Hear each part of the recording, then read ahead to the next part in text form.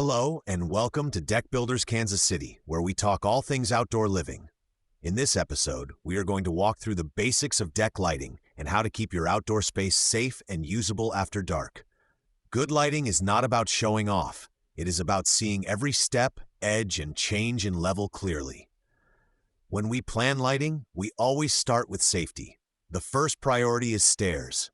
Each step should be easy to see, even with your hands full. That might mean small lights built into the risers, lights under the nosing of treads, or fixtures aimed at the side of the staircase.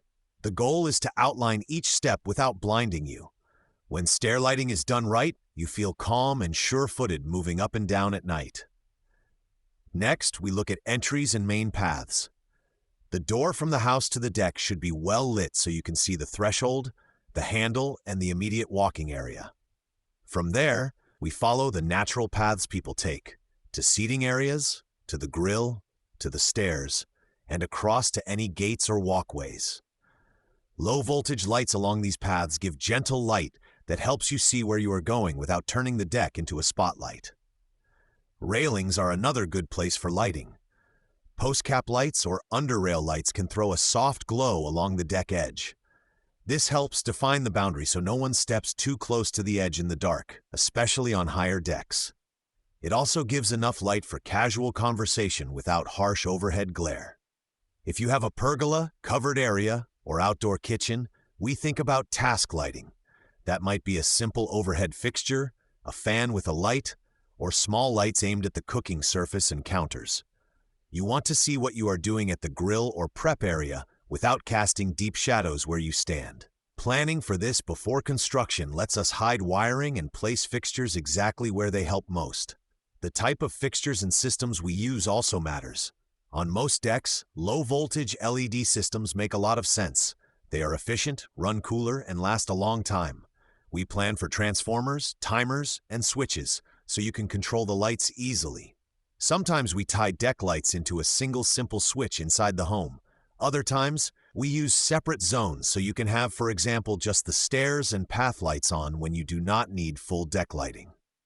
Surface materials tie into lighting too. For example, darker composite decking like some TimberTech colors will reflect light differently than lighter surfaces. We use that to avoid bright hot spots and deep dark patches. The idea is to create even, comfortable light levels that work with the materials, not against them. If you already have a deck with poor lighting, start by noticing where you feel unsure of your footing at night. Is it the transition from inside to outside? Is it the top of the stairs? Are there dark corners where people tend to step or where furniture sits? Those problem spots are your first targets for upgrades. Sometimes adding just a few well-placed fixtures can change the feel of the entire deck in the evening. As you plan a new deck, consider lighting early, not at the very end. That way we can run wiring through framing, place junction points where they will be protected, and keep everything neat and safe. It is much easier to add lighting during construction than to retrofit it later. At Tough Deck Builders Kansas City, we design decks with night use in mind from the beginning. Our goal is for your outdoor space to feel just as safe and inviting at 9 p.m. as it does at noon. If you would like help planning or upgrading deck and patio lighting around your Kansas City home, you can reach our team at 913-379-3099 or visit toughdeckbuilderskansascity.com. Thanks for listening to Deck Builders Kansas City. We will be back soon with more straightforward tips to help you get the most out of your outdoor spaces, day and night.